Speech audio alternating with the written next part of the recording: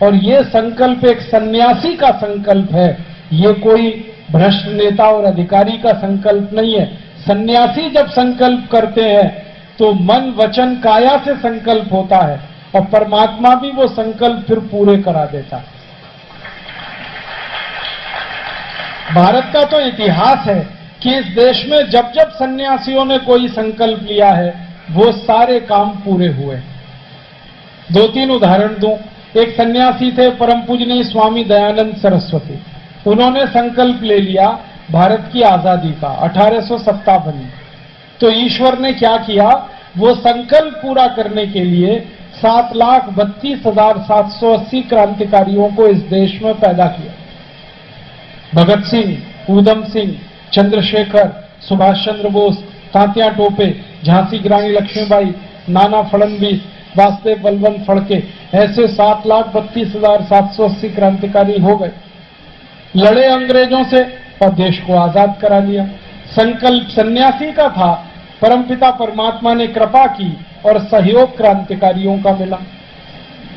ऐसे एक सन्यासी थे समर्थ गुरु रामदास, और उन्होंने एक संकल्प लिया था औरंगजेब नाम के एक अत्याचारी राजा को मिटाने का। आपको मालूम है औरंगजेब ने बहुत अत्याचार किए इस देश पर। 50 साल 80,000 से ज्यादा उसने हिंदू मंदिर तोड़े, मूर्तियां खंडित की, हिंदुओं को मार मार के मुसलमान बनाया, हिंदुओं की चोटियां काटी, गर्दन काटी। ऐसे अत्याचारी औरंगजेब को परास्त करने का संकल्प लिया था समर्थ गुरु रामदास ने, और ईश्वर ने वो संकल्प पूरा करने के लिए 2 क्रांतिकारी पैदा किए।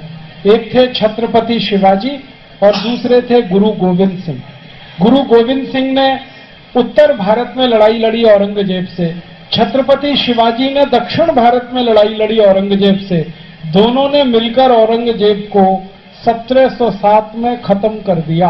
भारत से औरंगजेब मिट गया, शासन मिट गया और पूरा खानदान उनका खत्म हो गया। आप सोचो 300 साल का मुगल शासन 2 क्रांतिकारियों ने खत्म कर दिया, और आज उस मुगल का आपका थोड़ा सहयोग चाहिए। आप बोलेंगे क्या करें? हमें आपसे एक छोटा सहयोग चाहिए। इस पूरे अभियान को सफल करने के लिए 10 करोड़ नागरिकों की जरूरत है। हम कुल 120 करोड़ नागरिक हैं देश में, 10 करोड़ हमें चाहिए संगठन के लिए। आप एक एक व्यक्ति हमारे साथ आ जाओ, हमारे संगठन में शामिल हो जाओ, और जो भी हमारे संगठन में आए हमारी ताकत बढ़े और ये काम हम कर पाएं। क्योंकि प्रजातंत्र और लोकतंत्र में लोक शक्ति ही है जो कुछ करा पाती है, संगठन ही है जिससे कोई काम हो पाता है। संगठन में बड़ी ताकत होती है। भगवान श्री राम ने रावण को मारा था संगठन की ताकत पर,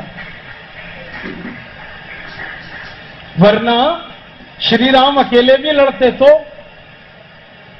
हम अक्सर कहते हैं ना भारत में सत्यमेव जयते, ये पूरी बात नहीं है। खाली सत्य अगर जीतता तो श्री राम के साथ सत्य था, उनको संगठन क्यों बनाना पड़ा था? वानरों को इकट्ठा किया, किन्नरों को इकट्ठा किया, किस किस को इकट्ठा किया, तब रावण का वध हुआ।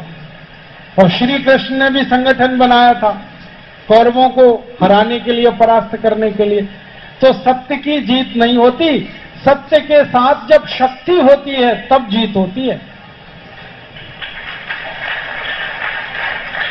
मैं इसको बदलना चाहता हूं, सत्यमेव जयते नहीं, सत्य प्लस शक्तिमेव जयते। सत्य धन शक्तिमेव जयते। सत्य तो है हमारे पास, शक्ति चाहिए, शक्ति जनशक्ति चाहिए प्रजातंत्र में, उसी का महत्व है। तो हम जनशक्ति इकट्ठी कर रहे हैं। आप भी एक एक बूंद सहयोग करो, एक एक आहुति अपनी दो, एक एक मेंबर बनो, और 10-10 को मेंबर बनने के लिए प्रेरित करो, तो 4 साल में ये हो जाने वाला है। और आप जब इसमें लगोगे तो आपको 4 साल बाद यह एहसास होगा कि आपने जीवन में कोई बड़ा सार्थक काम किया और अपने जीवन को सफल किया। हम सब मिले इस संगठन में शामिल हैं।